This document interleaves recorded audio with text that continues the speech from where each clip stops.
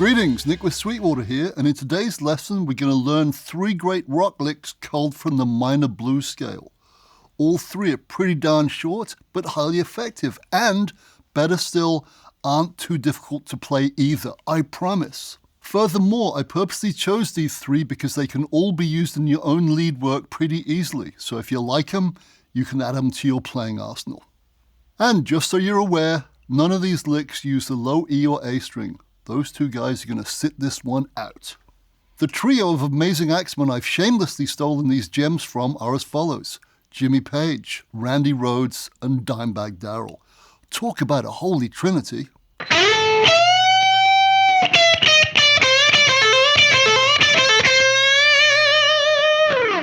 Just to be totally transparent, all 3 of these licks use the minor blues scale exclusively. And, to that end, they all obey 2 unbreakable rules. Rule number 1, no extra notes are allowed apart from the minor blues scale notes, not even passing notes, and no exceptions. And the second rule, rule number 2, is this: each lick has to include the flattened 5th note of the scale.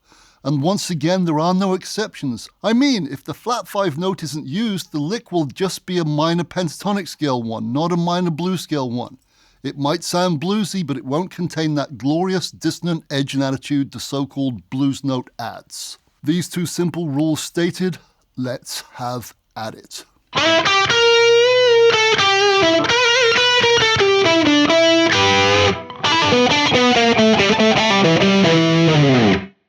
Just so you know, I opened this video with an E minor blues scale ditty based on a super cool passage Zakk Wylde showed me when I worked with him on his boot camp lesson cover for Guitar World many moons ago. Anyway, in this video I'm using my lefty Epiphone Matt Heafy Les Paul Custom Origins into my trusty UA Lion 68 Super Lead amp pedal, and that's it! No amp or extra pedals needed. Keep it simple, right?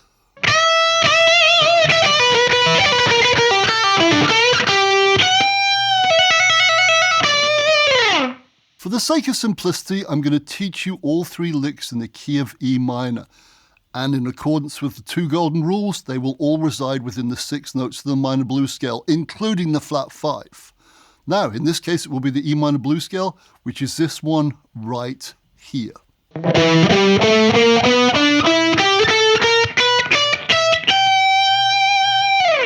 Incidentally, if you don't know the minor blues scale, please don't fret, there's a handy-dandy link to a lesson on it in the video description below. Also, to make learning these licks as easy as possible, there will be tab on screen, and said tab will also be in the accompanying InSync article too, and once again, a link to that bad boy is below. That all stated, here's lick 1, and this epic 11-note burst of minor blues scale brilliance is probably the first lick of this type I ever learned. That was, of course, based on the first lead lick Jimmy Page plays midway through Led Zeppelin's timeless track, Whole Lotta Love. Here it is again, played a little slower.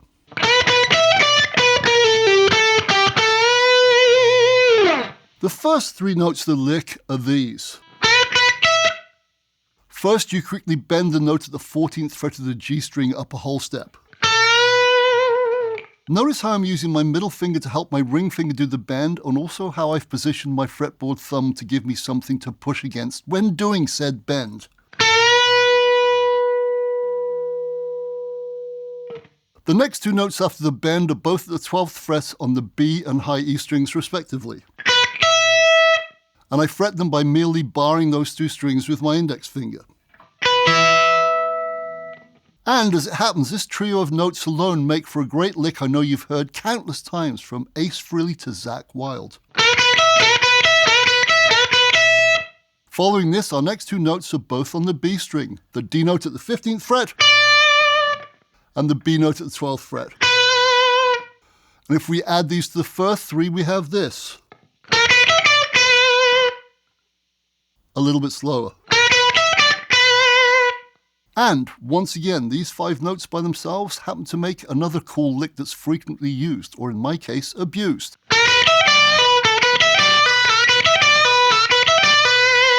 Our next 3 notes all reside on the G string, and, in order, they're at frets 15, 14, and 12. And to be exact, you pick the first one and then pull off to the other two. One more time. So yeah, that's 3 for the price of 1. Like it. That means that so far we've got this. And once again, a little slower. Thus far we have 8 of our 11 notes, so we've just got 3 more to go. And they're also all on the G string. Hurrah! The first 2 are fret 14, followed by fret 12. Then, for our final note, we go back to fret 14 and bend the sucker up a whole step, adding some vibrato when we get there, just like this. And that, my friend, gives us the whole enchilada. And again, just a smidgen slower.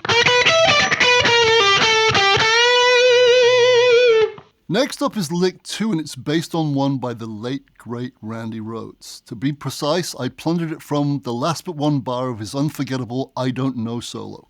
That solo is in G minor, but as mentioned, for the sake of convenience, I'm going to show you it in E minor. Here is how it goes when moved to said key.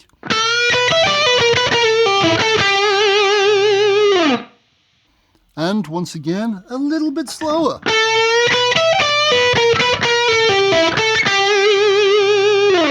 And, as luck would have it, my friend, the first 5 notes of this one are exactly the same as in the first lick, so it's déjà vu. The only difference is this: the bend is performed a tad slower and held a tad longer, and you do a pull-off between the last 2 notes on the B string. So here's how it goes. So, slower bend held longer, then a pull-off on the B string. That's it. Here it is again, a little slower.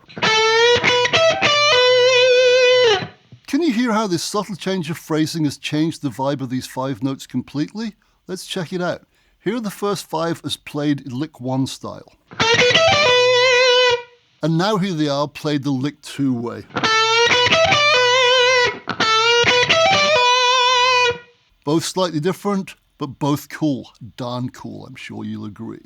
And once again, just like in lick 1, the first 3 notes of lick 2 were a lick all by themselves. Check it out.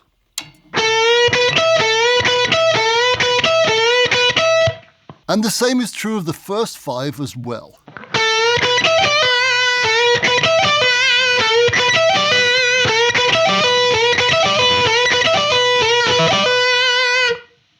Sorry, got carried away there. Anyway, the next 2 notes played are the flat 5th at the 15th fret of the G string, followed by the B note at the 12th fret of the B string, just like this. These are then followed by this. Yes, sir, it's another fine case of déjà vu here. We're playing frets 15, 14, and 12 on the G string, with the first note being picked, followed by 2 pull-offs, just like this. This means that so far in lick 2 we've got this. And again, a little slower. 3 more notes to go in this one, my friend, and they are as follows in order.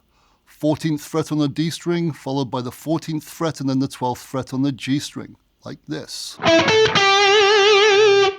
Once again. To play the 14th fret note on the G string after the same fret on the D string, you roll your ring finger off the D string and onto the G string, like this. So, as you hopefully saw, you're effectively letting your ring finger fall down to the G string from the D string by flattening it. Make sense? Here's that move again, a little slower. And if you do this right, the tip of your ring finger will end up muting the D string when it falls from standing to flat on the fretboard. Once again, let's check it out. Yep, my D string is muted so I don't get both notes ringing together. Hurrah for that.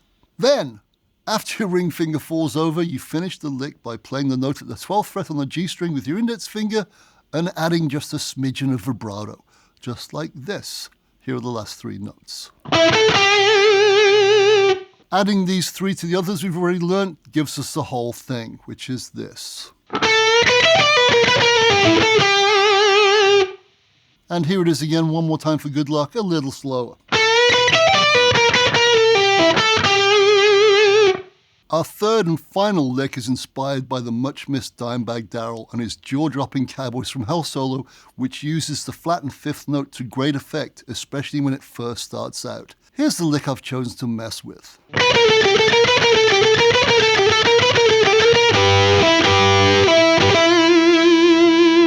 And here it is again, just a little bit slower.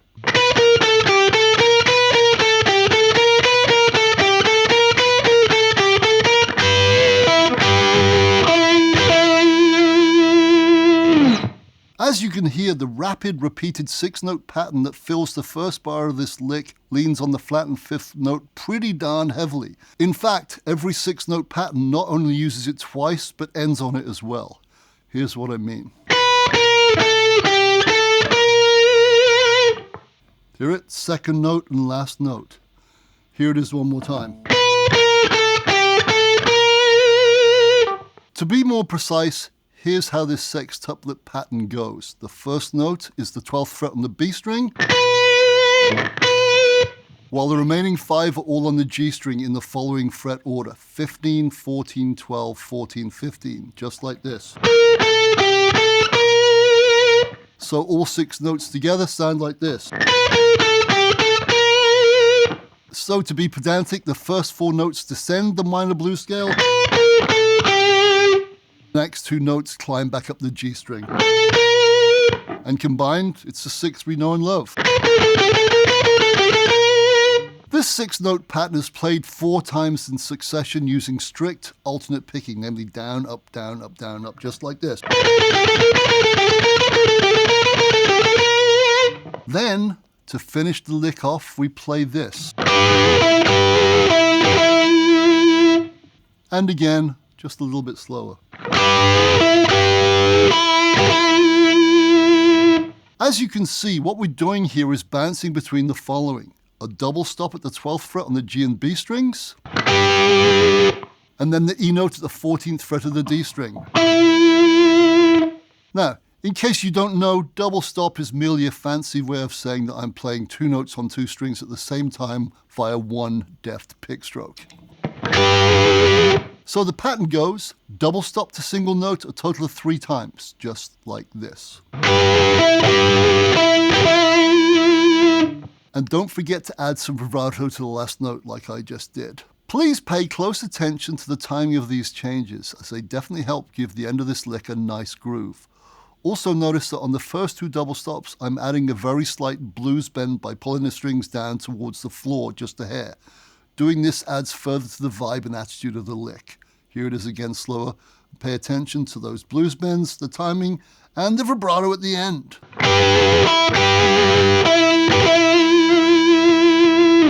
The reason there's not a blues bend on the third and final double stop? Because it's not held long enough. The first 2 are though. And once again, providing you use strict alternate picking here, namely down on the double stops and up on the D string note, this part is a relative breeze to play. Anyway, if you add this part to the repeated 6-note pattern we've just learned, you've got the whole thing. Here it is.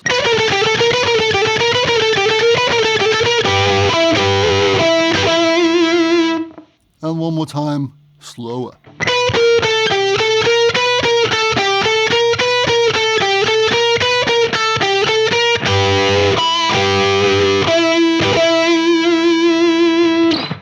And there you have it, my friend. 3 great licks you can add to your own playing that are all crafted from the simple but oh so effective minor blues scale.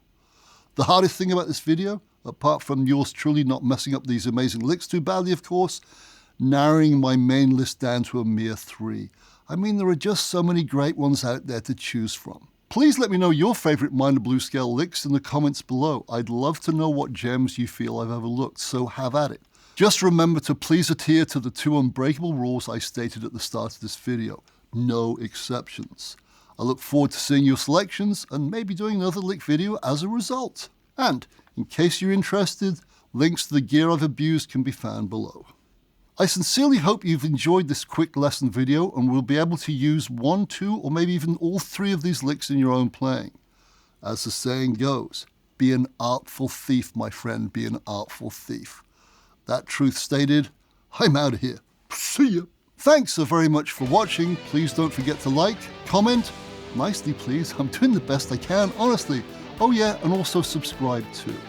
Click here for more videos like this and go to sweetwater.com for all your music instrument and pro audio needs. Goodbye.